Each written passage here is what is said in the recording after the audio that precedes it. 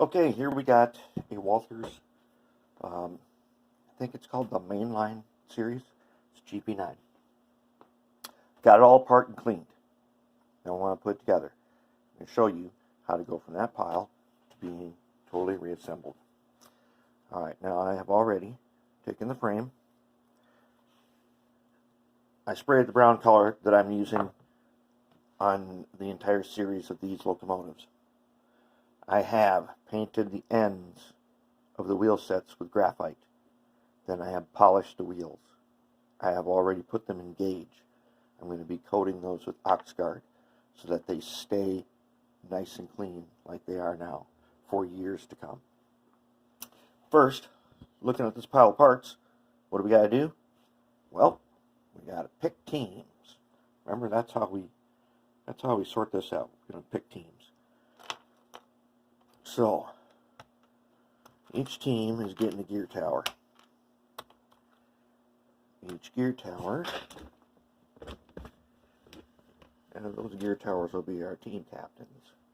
Okay, so we're just going to pick. Okay. There. Now, if they all got the same pieces, that means that we have done that part right. I also have these little end clips. I already know that they're there, so they are going over here, as I know what those are for. They're for the very end. Okay, so now that we've got, I did hit my side frames with a little of that Rust-Oleum brown camouflage. I'll detail them up later.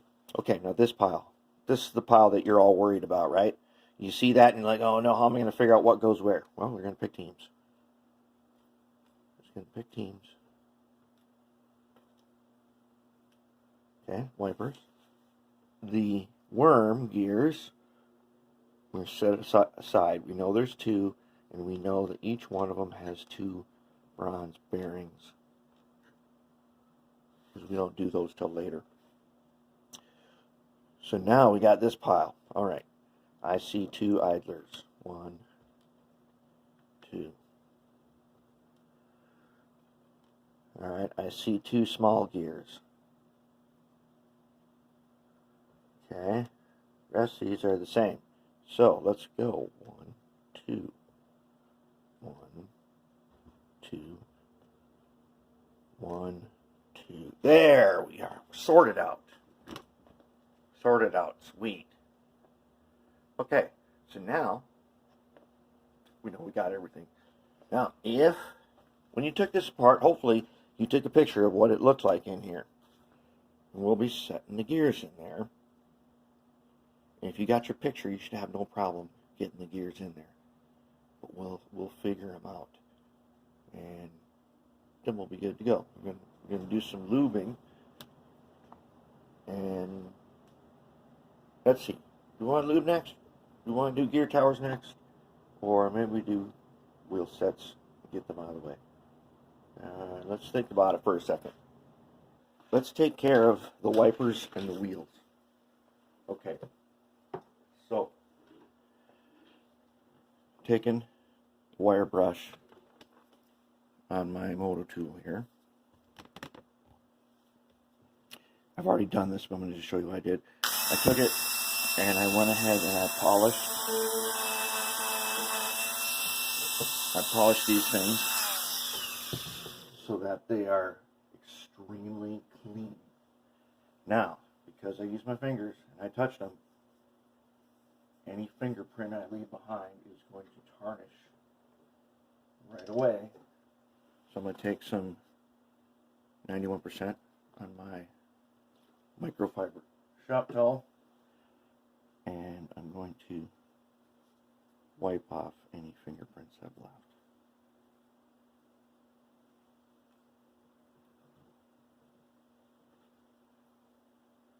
I'm going to make sure we get these as clean as possible, because we're going to do something. The wipers are the way power gets from the wheels to, that's our first stage. Wipers pick up the power. All right. Now that I did that, I'm going to take my favorite stuff.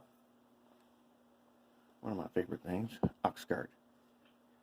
Get it at Lowe's. It's like $5. It a little tube lasts you years. So I'm gonna go ahead and take some on my fingers, and then I'm going to wipe these down with this and get them coated.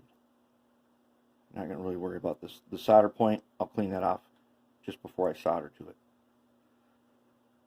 When I have the ox guard on here, they will stay conductive and clean for years. How many years? I don't even know yet. But I know stuff that I've already done in 5 years, still good. I always consider coating parts that can tarnish with ox guard to be a critical step.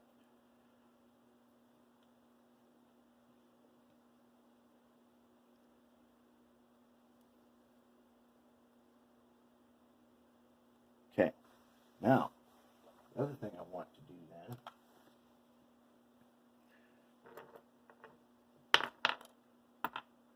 then is my wheels. I have polished these wheels. They are nice. I'm going to take a little paintbrush, get some ox guard on it. And on these, I want to get inside where the wipers are going to touch.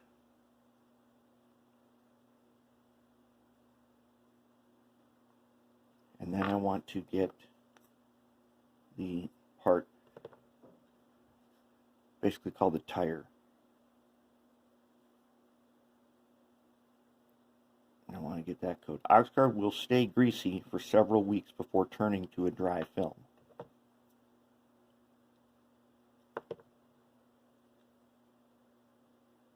And if you don't already know, I also put this on my track.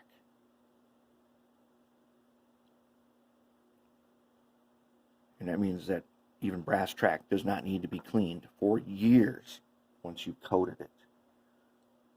Now, which one was it?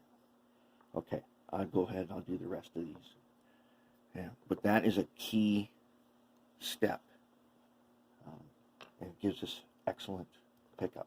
Okay, then let us go ahead and prepare our worm gears.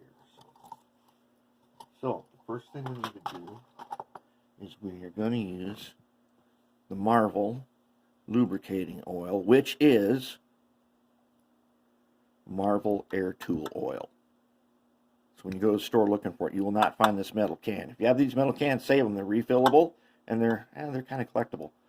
But you can get 32 ounces of this for, it's like $10. So I got some on the top here.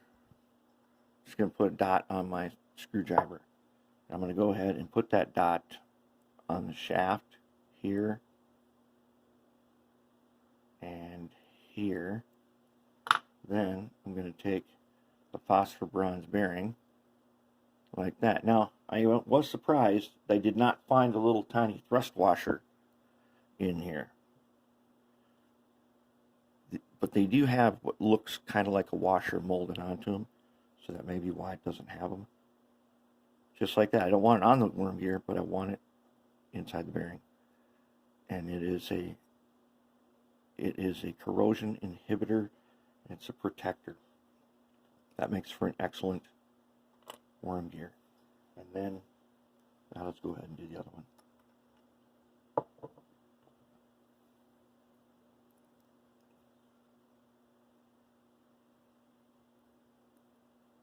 So we get our bearings on.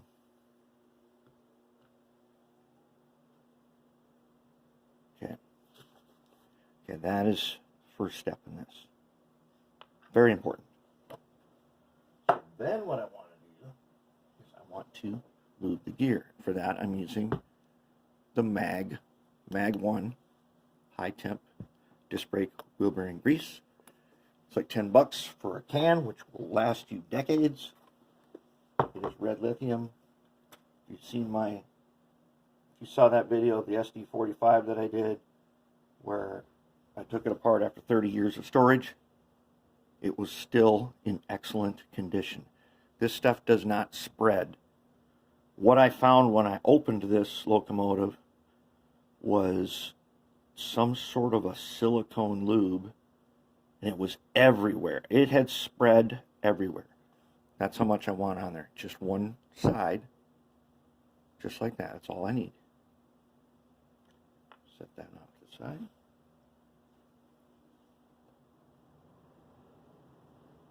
And here's the other thing. I think that 30-year experiment is proof that it does not attack plastic, which I already knew that it doesn't attack plastic anyways, but does not harm plastic. There we go. That's our second one there, only on one side. Set them aside. Okay, those guys are ready to go. Next up, we are going to put the gears back in their housing. Okay, this is what it's supposed to look like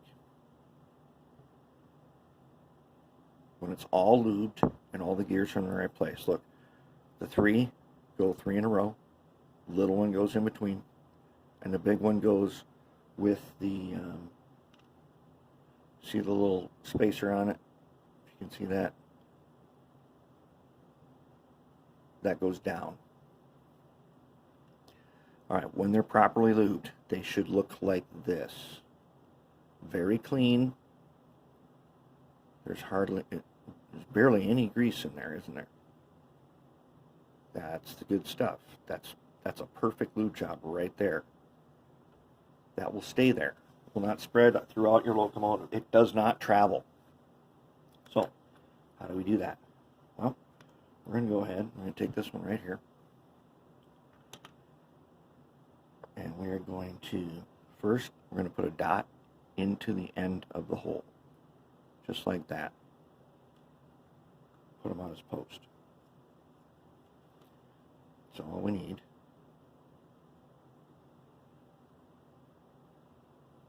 Just like that.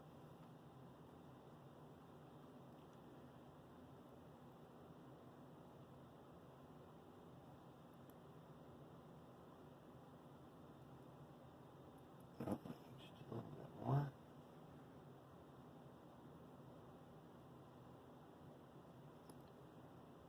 Want that grease on this post.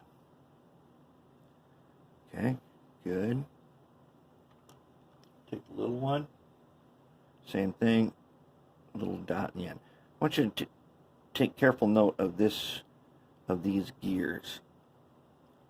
Just so happens, these are the same gears that you use in RC and robotics.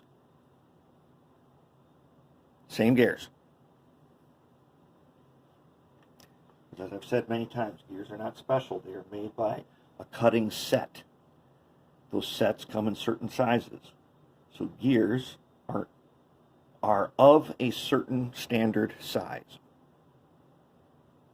Which means when you have a bad gear somewhere, if you got a good RC store, you can go there, they'll match it for you.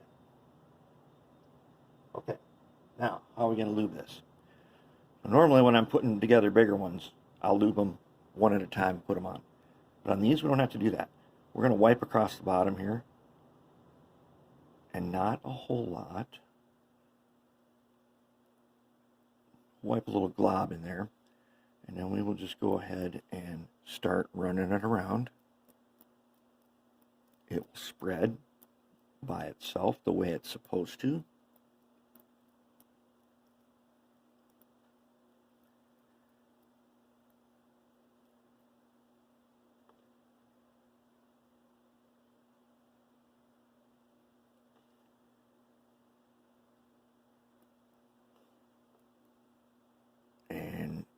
When you see the pink outline on all of them, you're done. Very nice. That is an excellent lube job. Very good. All right. So that takes care of putting the gears back in and lubing them properly. Okay, now let's get set up here for our next task. Okay, now we got to do the tricky part. Now, I didn't show how to take this thing apart. If you got it apart, then you probably struggled with figuring it out. But I'm going to show you how to put it back together, and that will help you figure out how to take it apart. So, what we do is, one, we take the frame here, we make sure that the front end, which is this end, these air tanks are to the rear, is pointing that way, to the right. Now, we take our gear tower just like this. See these two little notches here, which if you tried taking it apart, you knew you had some problems with that. We're going to take this just like it is and go ahead and snap it into place. To get it out, once you've got it broke down this far, you just take your little screwdriver, put it in between there, and give it a twist, and it will come out without breaking it. Okay, now that we got that in there, I went ahead and I soldered leads onto the wipers. Normally I use red and black, but I've used up so much red and black that I don't have hardly any left. So today we're using yellow for the red, green for the black. When it is facing to the right and facing towards you, the yellow wires should be on your side. And I'm going to put this together, then I'll put the wipers on. Okay, now I'm going to flip it over. Alright, this was the tricky part. To remove the truck, you need to take out the worm gear. So when you put it back in, you've got the cover off, gears exposed. You go ahead and you just slip it in. You just slip it in right now. Should just slip right in just like that. Okay. Now it's in there. Now we take the cover. How do you know which cover is which? They're both the same. All these nubs should be pointing to the outside. Go ahead, put this in there, and it just slips into place.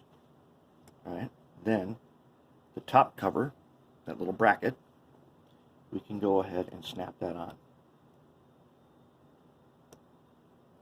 To get it apart, do this in reverse order. Take the snap cover off. Pull the side frames off carefully without breaking them. Pull the wheels out, or pull the bottom cover off. Pull the wheels out and everything. Then pull this one side off. Gears exposed. Pick the worm out. Take your screwdriver, get under there, give it a twist, and it'll come out. That's how you take it apart. Okay, so now I've soldered new leads on.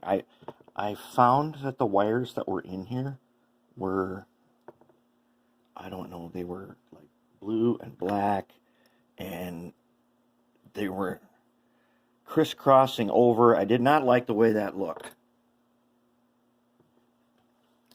So, green. I'm on the green side right now. I'm going to go ahead. I'm going to take the green. I'm going to put the wire up behind that post in the middle.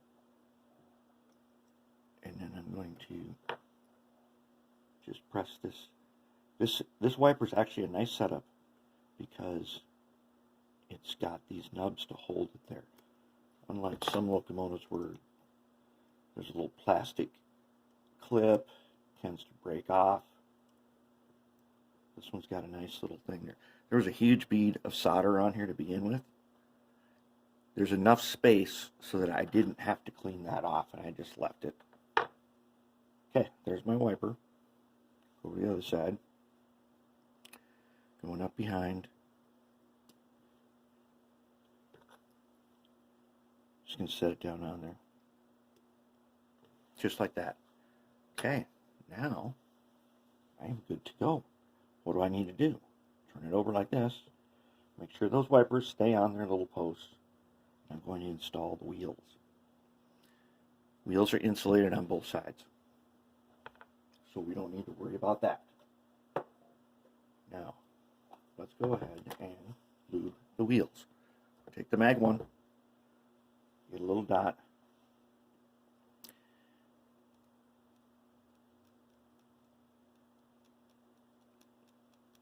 and just wipe it like that. You don't go all the way around, just a little bit, just like that. That's more than enough.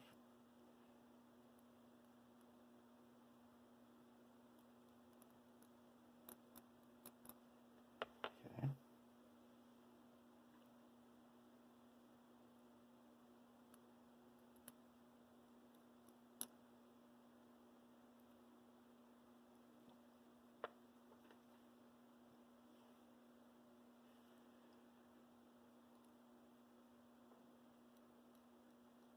There we go. Looking good. Okay. Let's go ahead and put the wheels in. Now, we got to keep the wipers on their posts.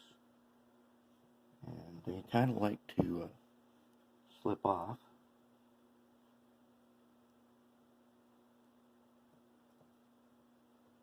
But they'll stay once we get the wheels on. I'm just going to hold it with my tweezers like that. I'm going to go ahead. Now I need to get the wiper behind the wheel. I bent them out just a little bit, make sure they're nice and springy. If I can. All right. So it's going to be like that, huh? You're going to want to fight me on getting in your spot.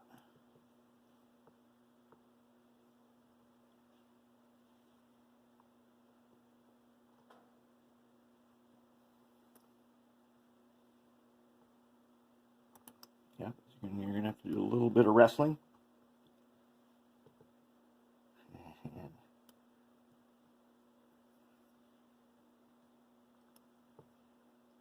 And there we go. Okay. That's one in there. Check to see, are all the wipers behind wheels? Yes. Are all the wipers touching wheels? Yes. Good to go. Let's put on the other set.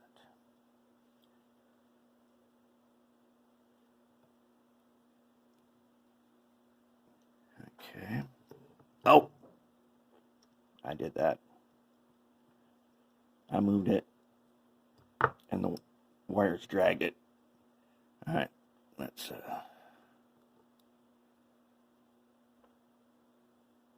if I can get you in here. A little wrestling. Okay. Let's get the other side.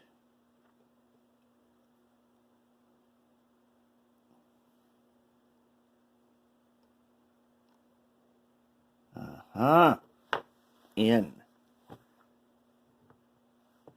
Very nice. Let's go ahead and put the covers on.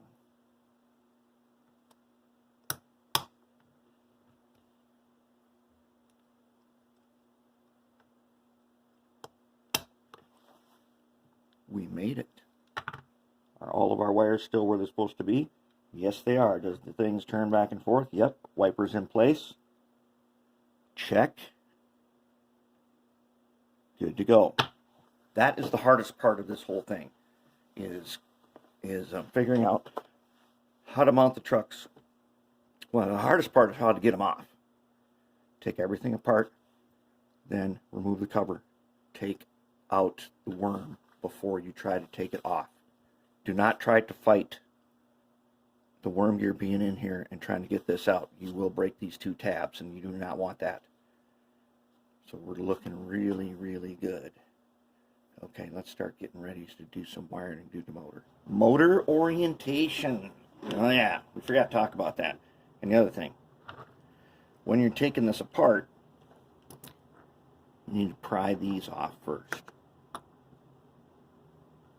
And then when you're putting them back together, you need to put them back on. Oh, I don't know how many times I've dropped that one right there. See if we can get them on there. They're just a press fit, not too hard. Okay. All right, now, which way does the motor go? Well, the flywheel goes over here. For this one, we're keeping the stock motor, keeping the flywheel.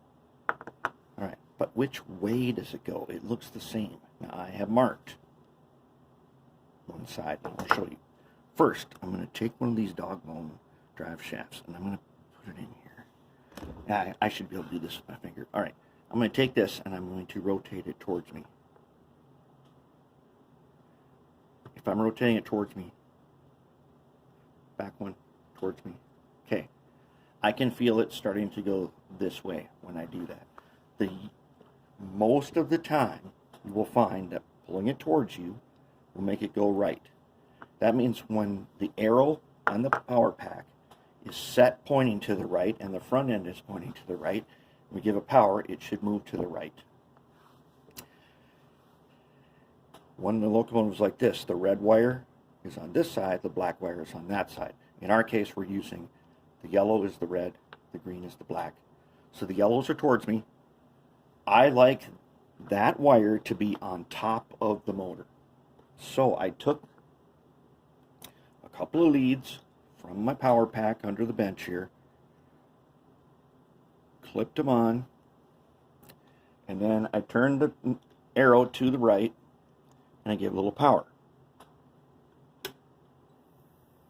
And I can feel it turning to the right. Okay, so then I went ahead and I marked red on the top. Oh yeah, it's important that on your power pack, why I have these blue and green ones on here right now, I don't know.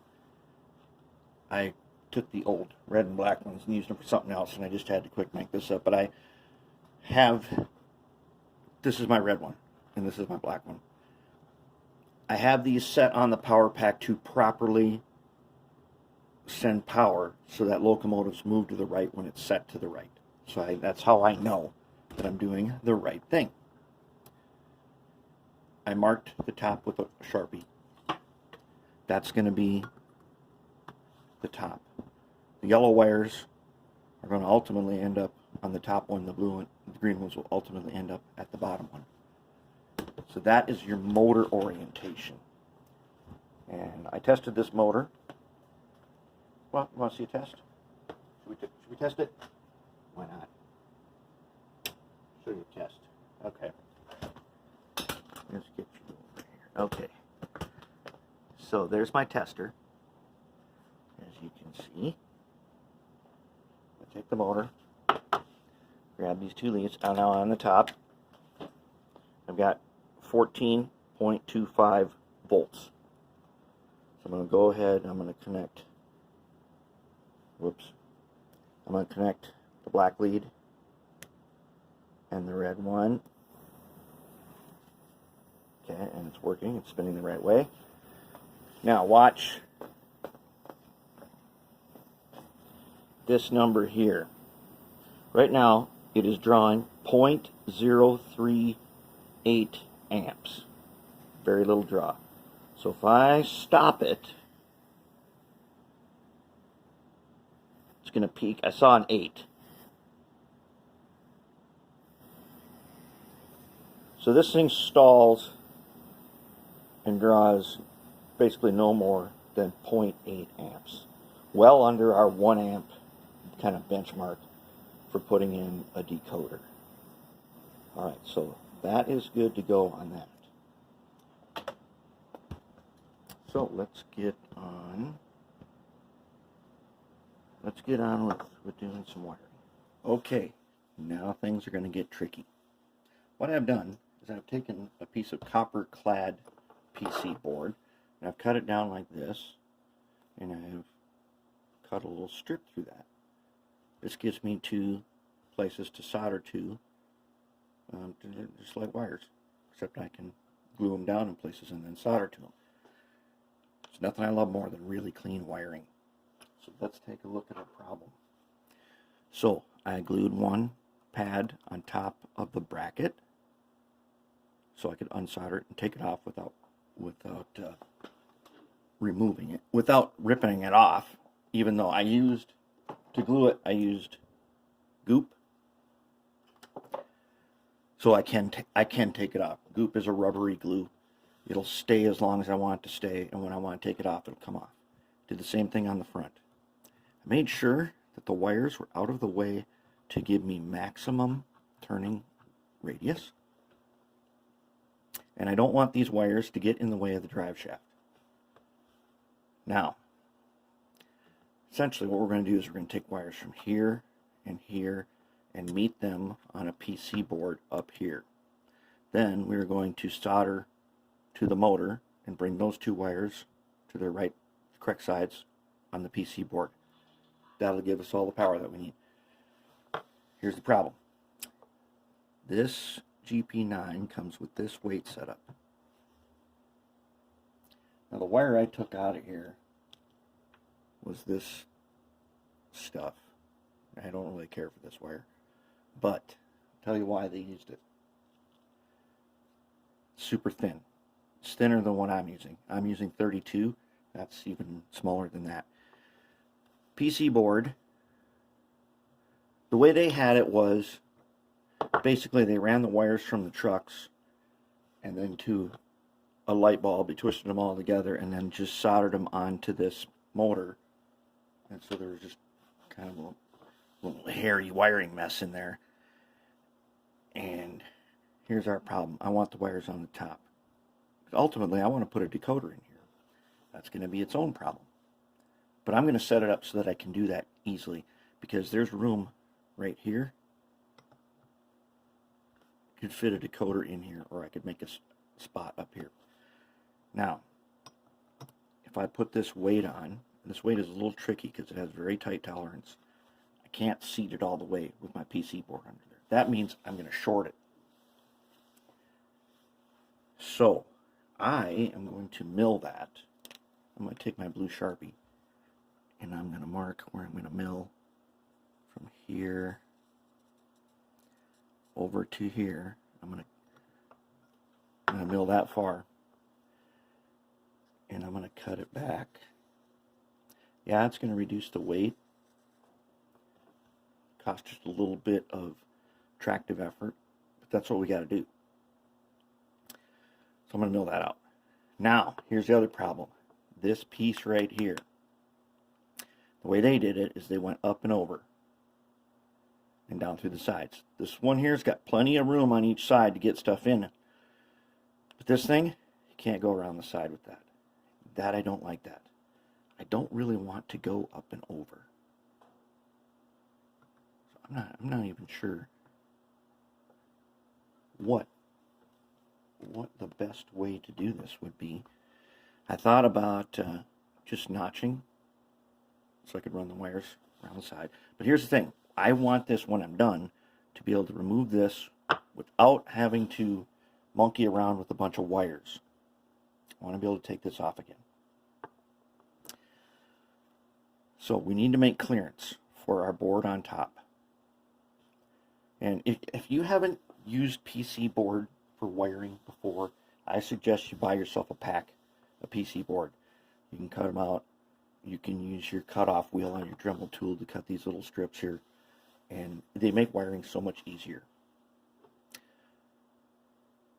But I have to make this space for sure. Now, if you can't do that, not everybody has a milling machine and they have access to being able to do something like that. You don't need this weight. You can take it out and you could glue into the shell your weights, some lead weights. In fact, lead weights of this length will weigh more than this. And you'll get good weight. So you can do away with this if you have to. I'm thinking about keeping it. So I'm going to figure out a solution. Either I'm going to get around it. I don't want to go through it because I want to be able to take it off. And I want to avoid going over the top if I don't have to, but I might have to. So we'll see. We'll find out in just a little bit here once I get done the milling. Going. Looks like this.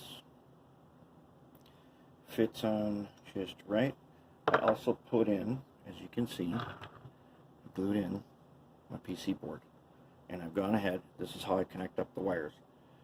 Now normally I like to put a piece of heat shrink tubing here to keep them from interfering. But in this case, I don't really have to, because it's quite a long ways down to the drive shaft.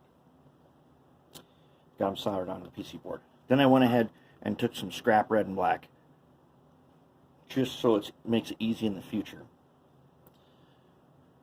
Red wire, black wire. So if you're putting in a decoder. So now here is what I want to do. Bring wires from here over to here. I'm going on the outside because I couldn't find any decent way to really, they're going to come up, over, and down and around. I couldn't really find a decent way without really doing a bunch of milling on this, and I don't want to do that. I want to keep it as intact as possible. So here is what we need to do. One, I want these wires to go past these two. So I want them over here. The reason for that is if I want to add a decoder, which at some point I will, all I have to do is cut a gap right across here. Then the motor is totally isolated from the power collector. I cut a gap right here. Got my wires over here. So I take the decoder, I would put the leads that come from power up to the decoder, from the decoder down to this pad then for the motor, and I'm good to go. And all I gotta do is cut a gap across. That easy. That is why I want to do this. So let's go ahead and solder on these two. Now I don't trim them until after I've got the first solder joint in place. So let's go ahead and see if we can't just touch down on our pad like that. Now I already put rosin flux on here. I always use flux, and I always tin my wires, always. Just, it doesn't matter if it's rosin core solder, which it is. I always do that. Okay, now I want to show you another little trick. Let's take the motor out. I've already got it wired up.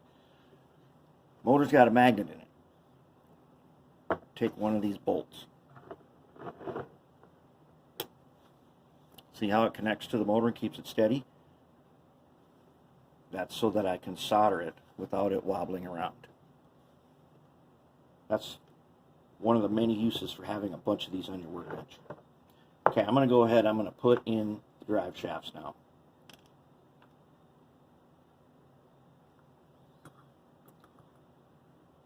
Alright, come on now.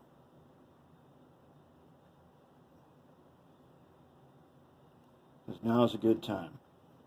I don't want to have to do this after the fact and mess around with taking off the universal joints. I'm just going to put them in now.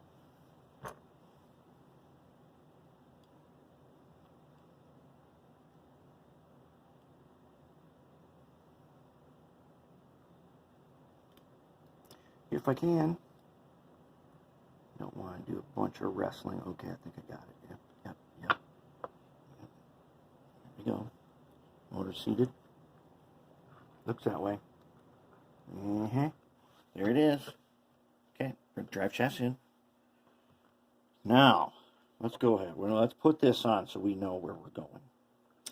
Other thing I'm going to do is I'm going to put a piece of electrical tape on this. Actually, let's do that right now. Let's put a piece of tape on it. I don't want, it's high enough that it is not going to short, but I'm just gonna do it anyways.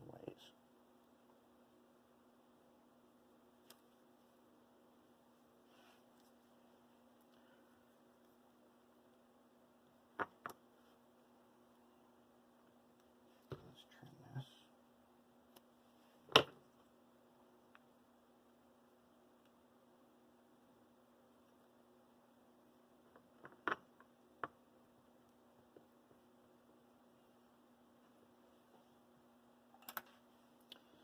Take an X-Acto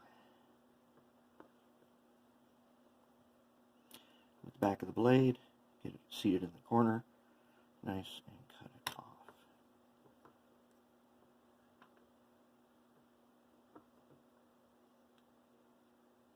Okay, I'm not going to mess around with trimming this, I'm just going to fold it up and over. at some point it will probably come unraveled like all electrical tape does. That should hold decent. Okay. Now, let's go ahead and put them on. Carefully. There we go. Now, so we're going to come around, and I want to be back here. I want it to be a little loose. Let's cut them off right about there. Same thing. Come around, up and over. I want them a little loose. Just go ahead and trim them about here. Okay. Remove it. Take this. Love this wire. You just pinch and pull. Pinch and pull. Then I like to twist it.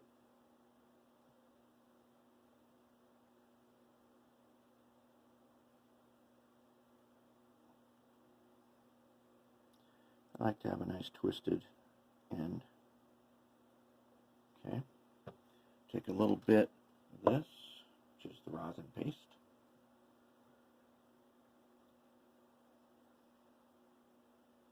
Wipe some on.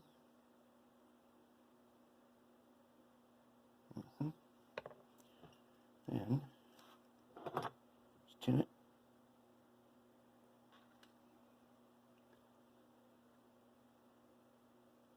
Tin 1. Tin 2. Okay. Now let's see where we're going to go. We're going to come around, go up and over. So we're going to go about right there. So let's go ahead and get a little bit of flux into the spot on both sides. Good. Okay.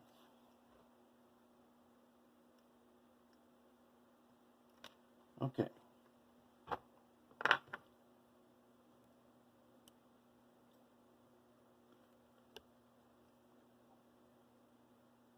I'm going to let them come out to the side just a little bit. Just touch them. Good. Same with this one.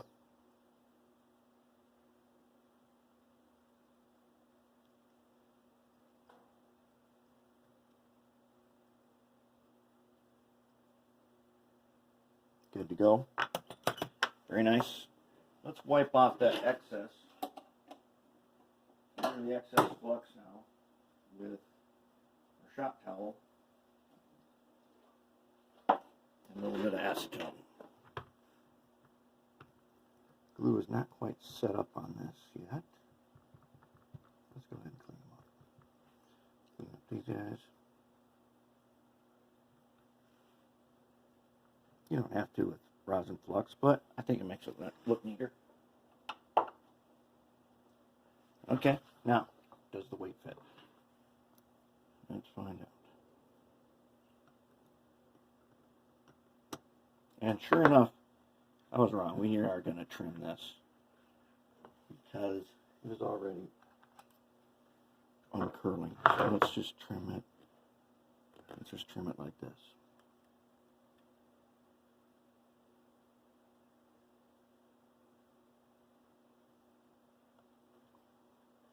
There. Maybe that'll help. Now, can we fit this guy just right? I believe we can. And then I might just put a piece of tape right here. And to keep the wires where I want them.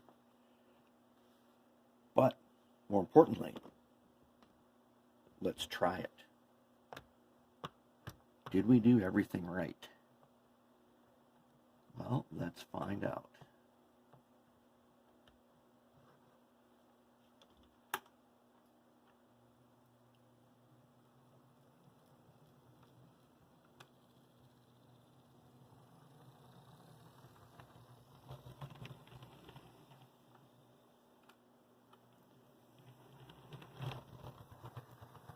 Listen how quiet that is.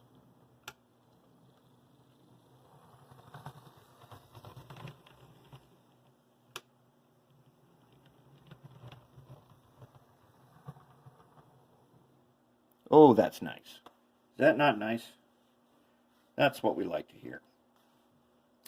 All right. So basically, we're going to add some couplers. So let me get set up here to do some couplers, and then we can put the shell on, and we're good to go. Oh, this is turning out nice. I already did one. Lines up just perfect with the coupler gauge. See that? That is right where we want them to be. Perfect. Now, I'm going to show you something else. I have mounted to the workbench, of course, a magnetic uncoupler right there. See it? Right there. Let's try something. When I go over, watch the coupler. See that? See how it opened? And it went back. Open, back to normal. That's what we need. Okay. So we're going to use, fortunately this Trainline GP9, the coupler pockets are right on. They're just what we need. And they got a little screw cover. It's a Phillips screw. But before we do that, we're going to take this is a 148 whisker coupler. A KD whisker coupler. These are just right for this. First thing I like to do is I'm going to put a little graphite on the table. Okay. Now, I'm going to take that on my finger. I want the face right here of the coupler, the face of the knuckle, to be graphited. I'm just going to rub it on there. I'll tell you what, putting this graphite on the face of a coupler makes a pretty big difference in operations. Sometimes you'll run into operating where the couplers have been painted rust and it's a matte finish paint and they don't like to smoothly join. They don't like to make a good coupling. If you rub it on there, you'll see when it's on there. It'll look super shiny and it'll be good to go. Now, I'm also going to take my graphite. I'm going to put a little bit right like that in the coupler pocket, just a little pile. And I'm going to go ahead and set this guy in there. Put his cover on. These are so easy to do. Now they come with these. These aren't, they're not bad. But on a locomotive, I don't like them on a locomotive because if you pull something really heavy or that you can't pull, sometimes you can, I've pulled them off before. And they need a lot of graphite in them.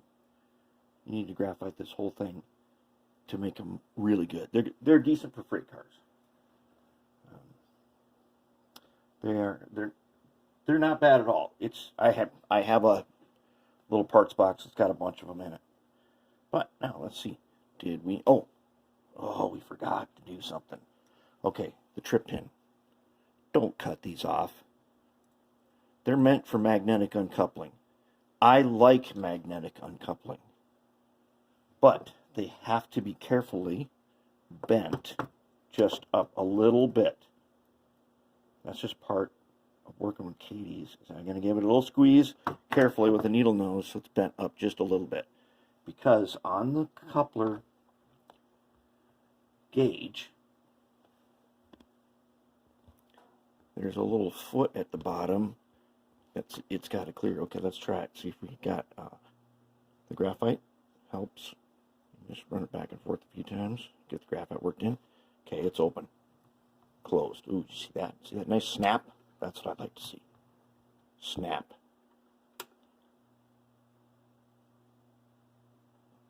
Watch it snap back. See that? Perfect. Okay, now let's bring it up.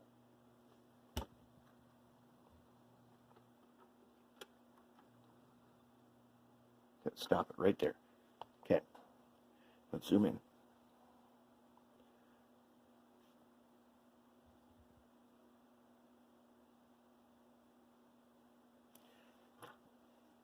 The trip pin needs to go over the top of this little ledge right here. Should have some clearance on that. That means it won't be dragging on any switches. It won't interfere with nothing, and then it's perfect. All right, so now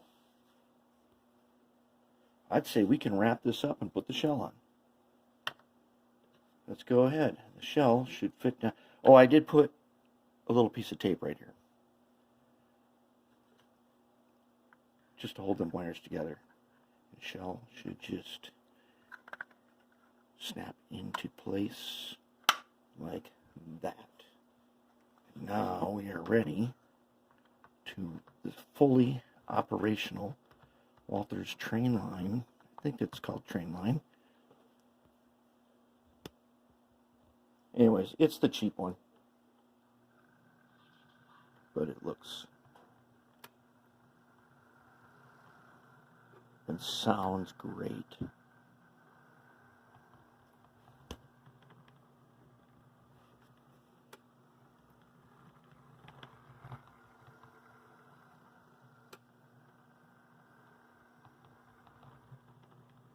Oh, that's nice and smooth, isn't it? There we go. That right there pretty much wraps us up on this Walthers GP9. And you can't have too many of these. You always need extra GP9s. Very, very nice. Ready to go. I'm going to send it over to the terminal and put it on the ready track. That's it. We're done. Okay, I put couplers in.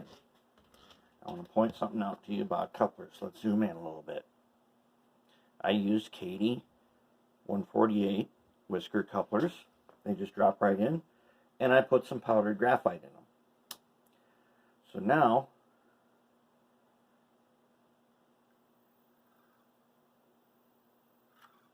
okay, couples up just right. And I tested it with the magnet. And the coupler freely opens and closes with the magnet. What I want to show you very carefully, see the pin right there? Don't cut those off. Keep those.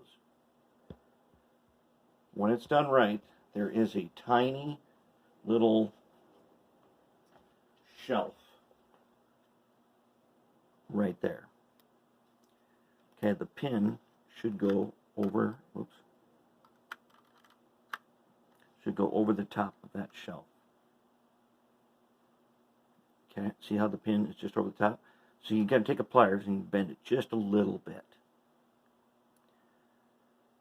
And then that will make sure that you are not dragging equipment, getting caught on things. And that's what that shelf is for. The other thing is, on the face of the knuckle, right there. Okay, on the face of the knuckle, I always wipe some powdered graphite right there. And I get it so it's coated and nice and shiny. You will not believe how many problems that solves in operations. A lot of times, guys will paint couplers, and especially if they paint them rusty with a really flat matte finish, the couplers don't smoothly connect to each other. That little graphite on there makes a lot of difference. So my guess is now you guys want to see it run. So let's run it.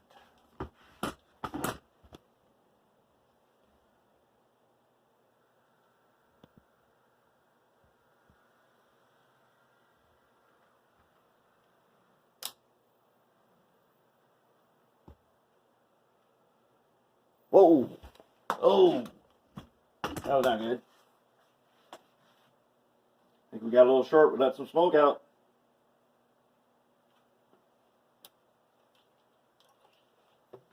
Alright, we're going to have to check that out. There's a short. Okay, found the short. It was pretty obvious. That PC board that I made, I had not carefully checked the gap. And there was a tiny thread hanging, which was just enough to get hot and cause the PC board to smoke. It was not the motor that let out smoke, it was the PC board. So let's go ahead and run her now.